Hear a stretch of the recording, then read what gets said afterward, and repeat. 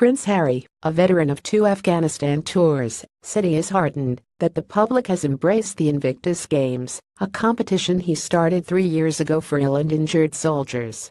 Being held in Canada for the first time, the Games have brought together 550 athletes from 17 countries to compete in a week of competition in Toronto. About 90 Canadian military personnel and veterans are participating.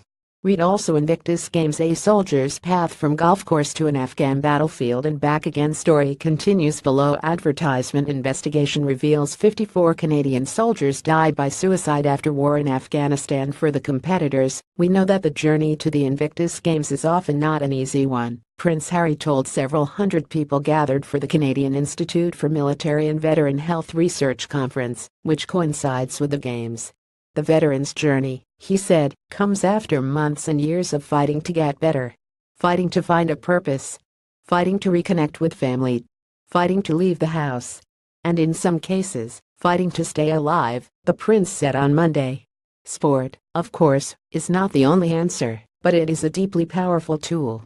Prince Harry, 33, served in the British Army for a decade.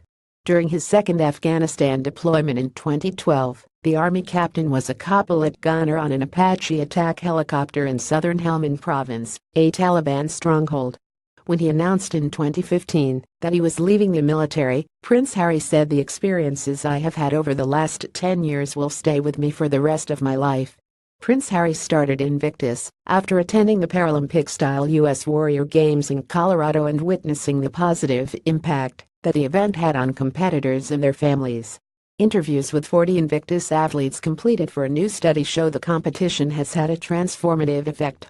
The athletes, who are coping with a range of illnesses and injuries, including post-traumatic stress disorder (PTSD), depression, traumatic brain injury, amputation and spinal cord or nerve damage, told researchers from Dalhousie University in Nova Scotia that training for the Games has been pivotal to their ongoing recovery. In one case, an athlete said preparing for Invictus stopped him from taking his own life. Story continues below. Advertisement: Deaths by suicide have increased in recent years in the Canadian Army, which shouldered the bulk of Canada's combat operations during the international Afghanistan mission. The Army suicide rate among regular Canadian Armed Forces males was 33.32 per 100,000 from 2002 to 2015, nearly 2.6 times higher than non-Army branches, such as the Navy and Air Force. An ongoing Globe and Mail investigation has found that more than 70 Canadian military members and vets who deployed on the Afghanistan mission have killed themselves after returning home. During the operation, which ended in 2014, 158 soldiers lost their lives, including 6 who died by suicide. Several factors are often involved in deaths by suicide, such as alcohol abuse, relationship breakdowns, financial troubles and mental illness.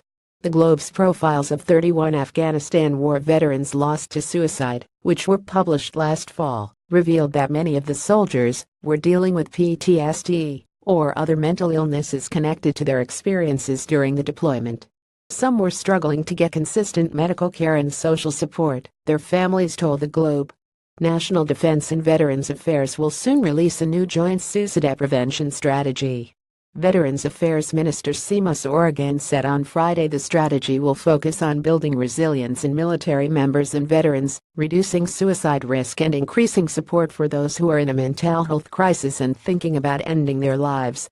Tragically, the taking of one's own life has become all too frequent, he told a group of senior military health officials gathered for the 2017 Warrior Care in the 21st Century Symposium in Toronto.